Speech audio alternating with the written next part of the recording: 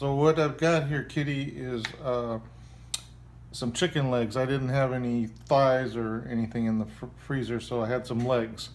So I'm going to, what I did was I poked them a little bit before I started the video. Then I'm going to put a little garlic season on them. You can season, you probably have your favorite seasonings. You can put on whatever you like. I put garlic salt, and then I put some Montreal chicken from McCormick, and that's usually pretty good stuff. And I'll put it like that.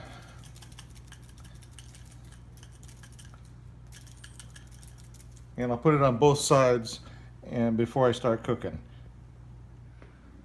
All right, Kitty, before you get started, it's good to spray a little Pam in your bottom so you don't have sticking problems.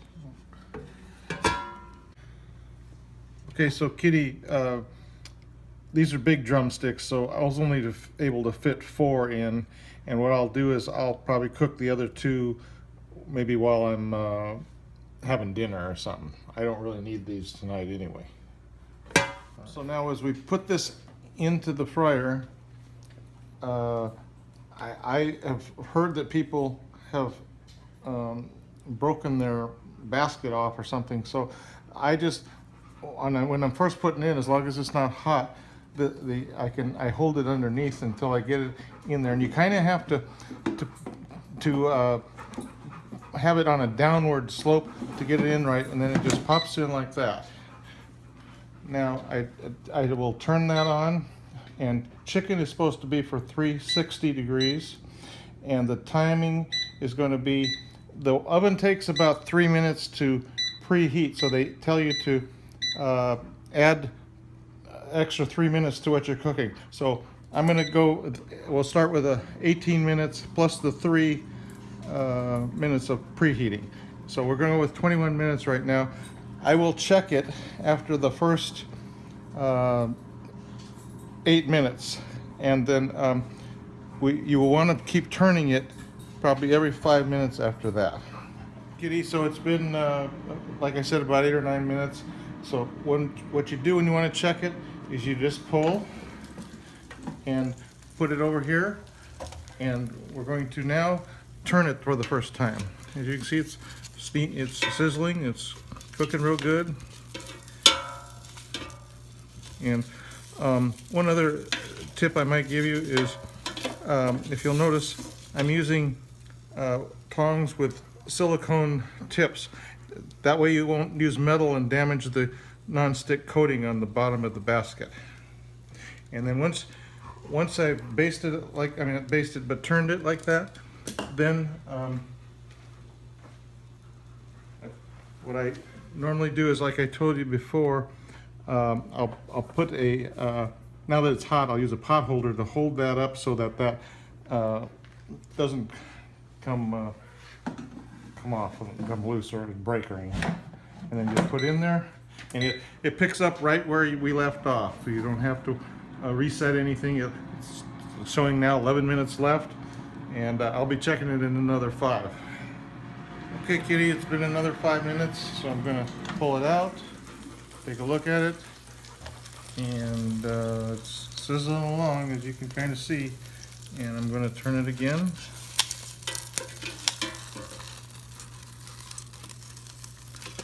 The key is turning on this thing, evidently, so they say.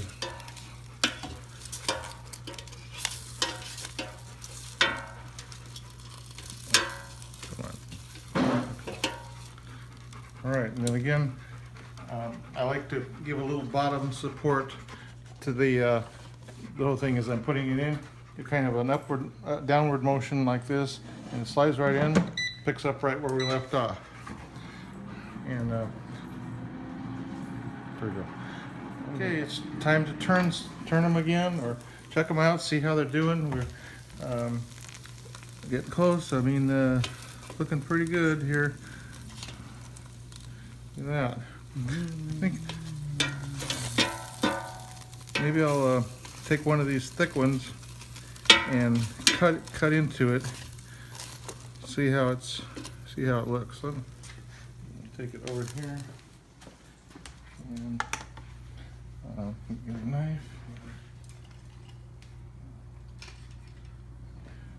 So zoom in. All right. So I'm gonna cut into that and see if it's done. It looks like it's still got a little ways to go. So we're gonna put it back in and do another 5 minutes and check it again. All right. So take our top holder, go in there, put it back in, and we're going to adjust our time. Now this over here is the time, and it's really simple. It had 3 minutes left. I'm going to put it up to 6 minutes now. We'll test it again in about 4 or 5, and we'll see how we're doing.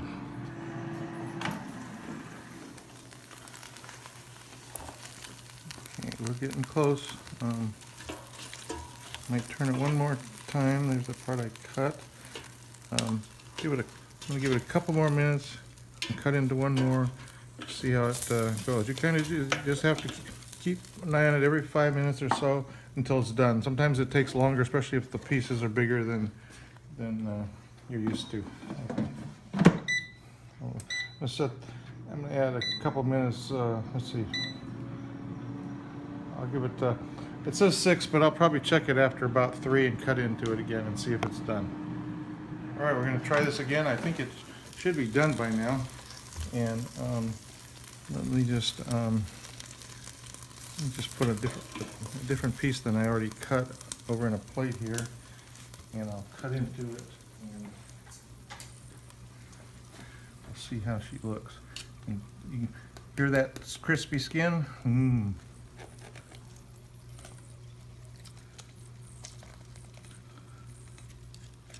See, and that looks good. It's not pink or anything. It's nice, and it'll be nice. And it's going to sit for a few minutes anyway, and it'll because I'm going to cook some baked potatoes next.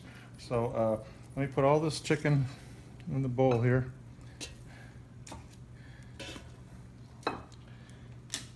And I can set this chicken up here under the heat lamp while my potatoes are cooking. I'll just put some foil over it. I'll keep it nice and toasty for us. All right, so we're gonna have a couple. I was gonna cook French fries, but I found out I don't have any. I thought I had some in the freezer, so I'm gonna spray a little bit of mist a little bit of olive oil on the on some potatoes, and then I'm going to put a little seasoning on those, like some garlic salt again. We love garlic salt, I guess.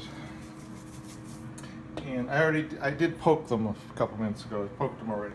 And I'll put a little bit of this. This is actually core organic, no salt seasoning I get at Costco. It's pretty good stuff. I'll just put a little bit on there like that.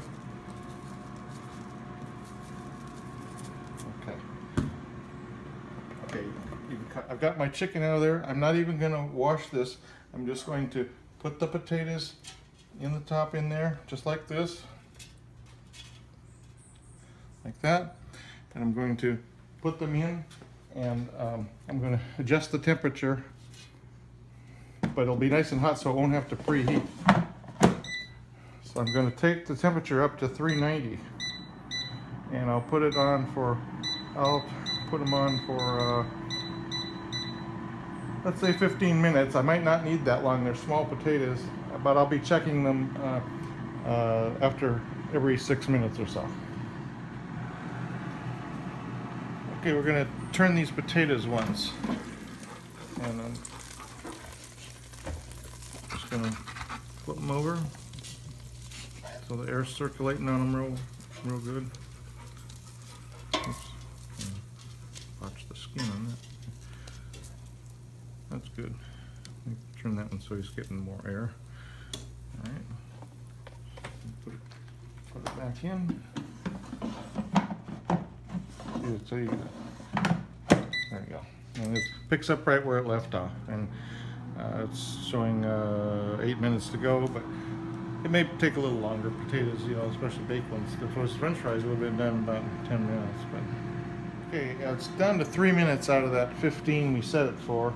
I'm gonna take the potato and I'm gonna just give it a little squeeze to see how it feels. If it's still hard as a rock, or no, it's got a little give. I like my baked potatoes a little bit crunchy, you might say, sometimes. So, but I'm gonna give it the rest of the 3 minutes anyway, and go from there. Let me put that back in there.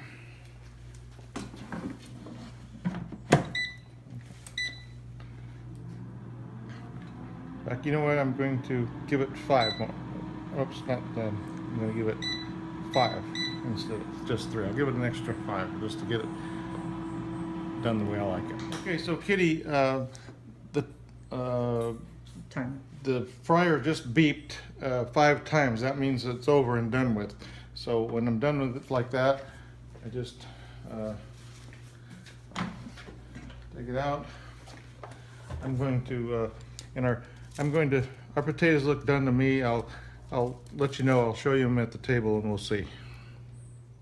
We're about to unveil the final product here, and the only thing missing would have been one of your great chopped salads.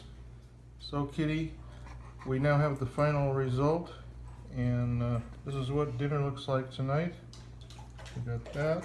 We got the 2 legs left over. There's Debbie's with her sour cream, and some drinks, of course, to go with it. As you might imagine, we have to have our drink.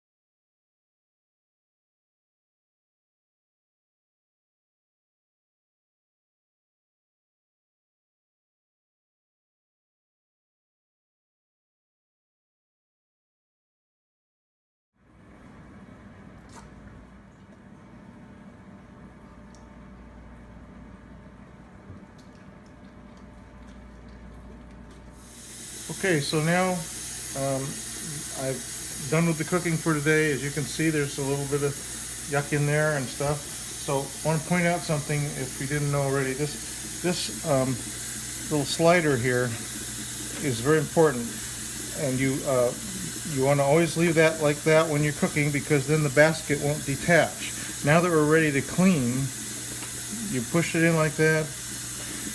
Out comes the basket, and we can start putting it in our soapy water, and I'll just let it soak for a second while I'm showing you something else. This is the residue that's left after the chicken. There's some oil. I'll pour that into a can so I don't throw it into the trash, and I'll give this a wipe to get that grime out of there. So I poured the liquidy stuff out pretty much into a can, and now this stuff, you can take a paper towel and get you know, like, this is the residue as you're used to when you cook. You get stuff like that. So just take that, throw that in the trash.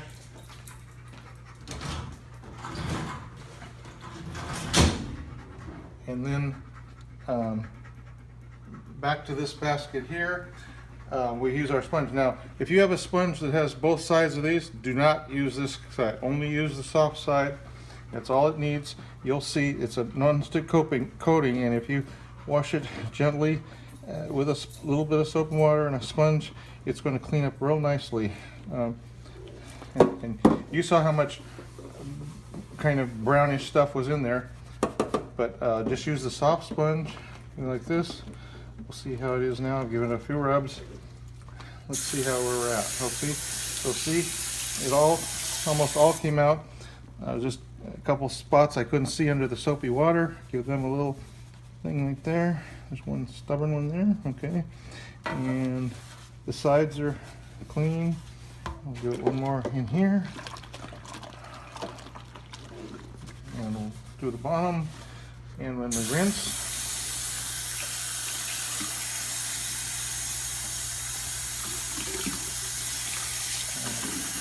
A little handy thing here I can use. I don't know if you have one of those in and as you can see now, we are ready to cook again. It's that clean and that quick. And then the same goes for this one. Because of the grime, I'll give that a quick rinse and kind of throw that down the garbage disposal side. Then I'll come in here, put it in the soapy water, and the same thing with the soft side of the sponge. Do a little bit of that, that.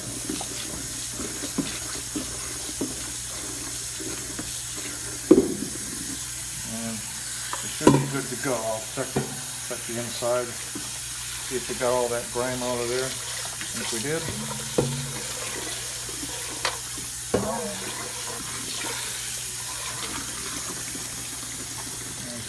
one line, tiny little spot right there. And that looks like about it. Oh, there's two more. Just you can see them through the soapy water. Now,